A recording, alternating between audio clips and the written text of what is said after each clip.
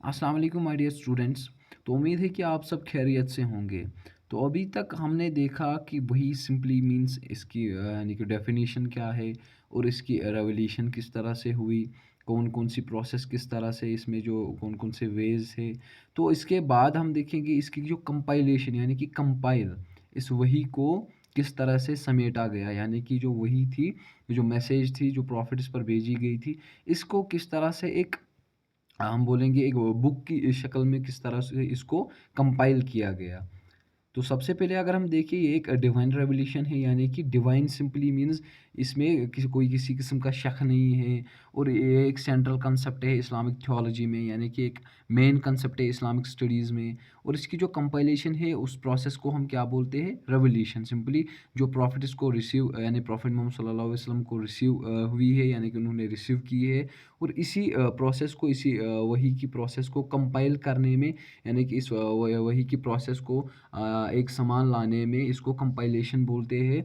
और वो किस लिए यानी कि इसको कंपाइल करने की क्या ज़रूरत है, ताकि हम इस कंपाइलेशन के ज़रिए इसको एक बुक की शक्ल में लाए, यानी कि इसको एक होली बुक की शक्ल दे। Simply the compilation means to compile the all to compile this message, to compile this wahi, and to make an holy book from this revelation या और from this messages।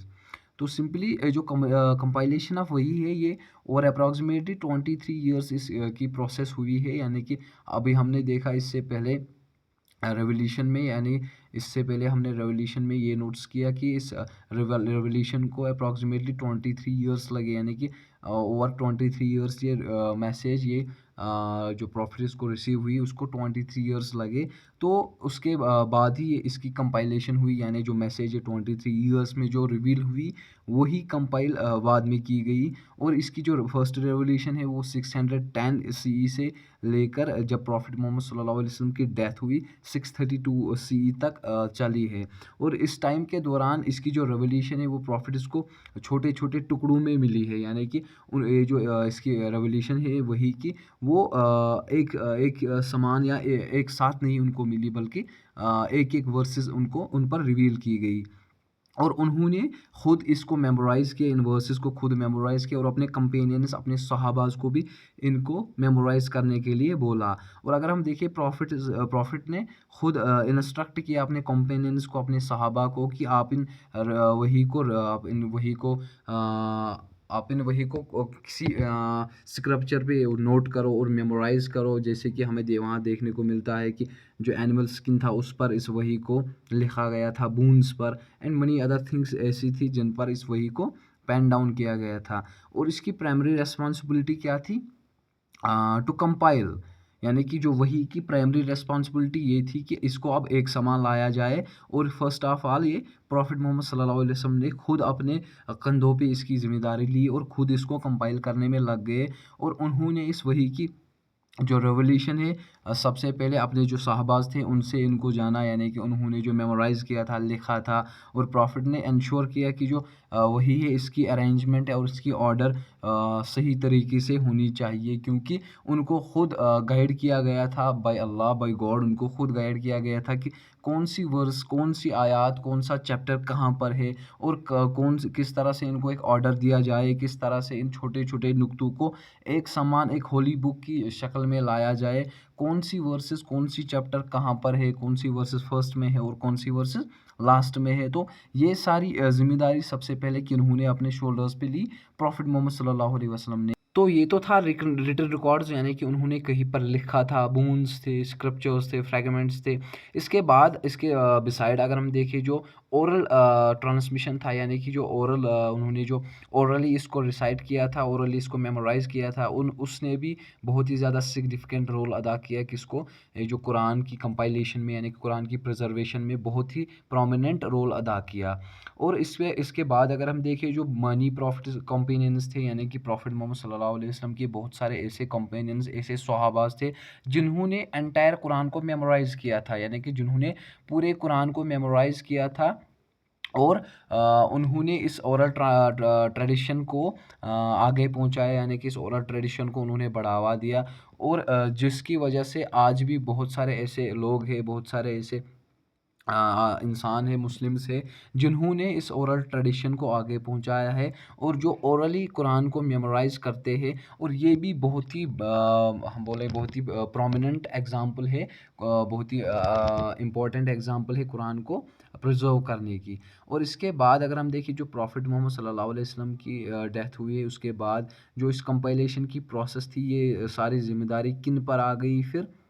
ये फर्स्ट कैलिफ यानी अबू बकर सिद्दीक पर आ गई, जो कि सुन्नी मुस्लिम के फर्स्ट कैलिफ थे। और उनको इस ज़िम्मेदारी से नवाजा गया, यानी कि उन पर, इनके शोल्डर्स पर इसकी कंपाइलेशन ऑफ वही की ज़िम्मेदारी सौंपी गई।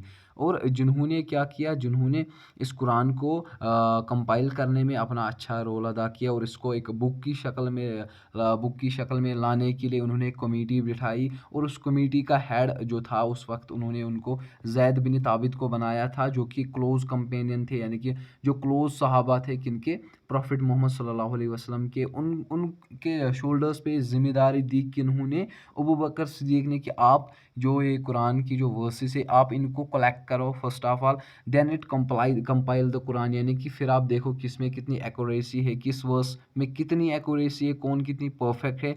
फिर उसके हिसाब से आप जो वर्सेस है इनको आप कंपाइल करो, और उसके बाद इसको एक कुरान की शक्ल आप दो। तो सबसे पहले हमने देखा जो प्रॉफिट मोहम्मद सल्लल्लाहु अलैहि वसल्लम के बाद किन के शोल्डर्स पे इसकी ज़िम्मेदारी आ गई, जो फर्स्ट कैलिफ थे यानी अबू बकर थे। और इस कमेटी में अगर हम देखें, वहाँ पर रिटन फ्रेगमेंट्स थे, यानी कि छोटे छोटे टुकड़े थे जो लिखे हुए थे और जो रिवोल्यूशन के थे। उसके बाद कंसल्टेशन के दौरान जो मेमोराइज्ड कुरान था, यानी जिनके पास मेमोराइज्ड कुरान था, उसकी एक्यूरेसी देखी जाती थी, यानी कि कौन कितना सही कुरान जानता है, उस बेसिस पर भी इसकी कंपाइलेशन हुई है।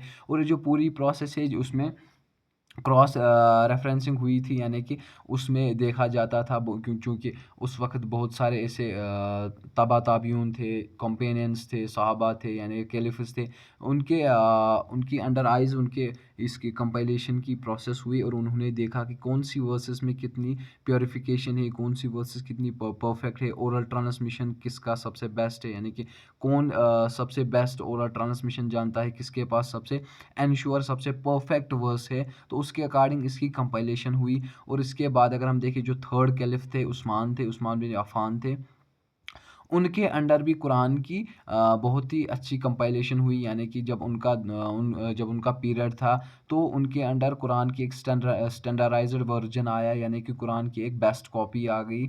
और उस्मान ने उस वक्त ऑर्डर किया था कि ये जो कुरान की जो कॉपी है, इसको पूरी मुस्लिम वर्ल्ड में आप डिस्ट्रीब्यूट कीजिए, ताकि सबके पास जो कुरान की बेस्ट कॉपी है, कुरान की बेस्ट कंपाइलेशन है, वो सबके पास पहुँचे, और वो सब उस पर अच्छे से अपना एतमाद हासिल करे, यानी होल्ड अच्छे से रखे। और ये जो कॉफ़ीज़ है, इनको उसके बाद भी इनको चेक किया गया था कि इतने इनमें, इन कॉपीज़ में कितनी प्योरिफिकेशन है, कितनी परफेक्शन है, ये ओरिजिनल कितनी है, और इनमें एक्यूरेसी कितनी है, कि यानी कि परफेक्ट कितनी है। हर एक वर्स को चेक किया जाता था, और उसके बाद जब इन्होंने हर वर्स को चेक किया, फिर इन कॉपीज़ को कुरान की शक्ल में, यानी कि इन कॉपीज़ को परफेक्शन दी गई। तो ये जो कंपाइलेशन ऑफ कुरान है, यानी कंपाइलेशन ऑफ वही, सिंपली हम बोल सकते हैं, ये बहुत ही हम बोलेंगे ऐसी प्रोसेस है जिसमें ना कोई डिस्टॉर्शन है, ना कोई एरर है।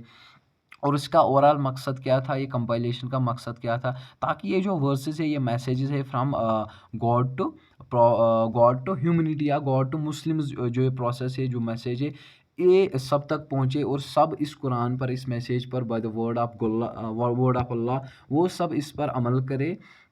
और उनके जो एफ़र्ट्स थे, प्रॉफिट मोहम्मद सल्लल्लाहु अलैहि वसल्लम के, उनके कंपेनियंस के जो एफ़र्ट्स थे, कैलिफ़र्स, स्कॉलर्स, इन्होंने जितनी जदोजहद की थी, वो खाली इस प्रिजर्वेशन में और ट्रांसमिशन ऑफ कुरान में की थी, यानी कि जितनी जनरेशन आए, जितनी जनरेशन जाए, सबके पास, सबके हाथों में कुरान की ओरिजिनल कॉपी हो। और सबसे अगर हम देखें सबसे बढ़िया बात क्या थी इसमें, सबसे परफेक्ट बात ये थी कि इस कुरान को एक तो इसको कंपाइल किया गया, ऊपर से इसको फिर होली बुक की शक्ल दी गई कुरान की। और सबसे बढ़िया बात कि सबसे बेहतरीन बात ये थी कि इस कुरान को कंपाइल किया गया in it is original language, यानी कि अरबिक लैंग्वेज में। तो ये बहुत ही हम बोलेंगे बहुत ही इम्पोर्टेंट यहाँ पर हम माना जाता है कि इस कुरान को इसकी ओरिजिनल लैंग्वेज में इसको कंपाइल किया गया, और आज कल हर एक के पास कुरान की ओरिजिनल कॉपी है।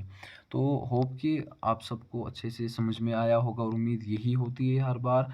तो इंशाल्लाह मिलते हैं नेक्स्ट टॉपिक में नेक्स्ट लेक्चर के साथ, तब तक के लिए खुदा हाफिज़, टेक केयर।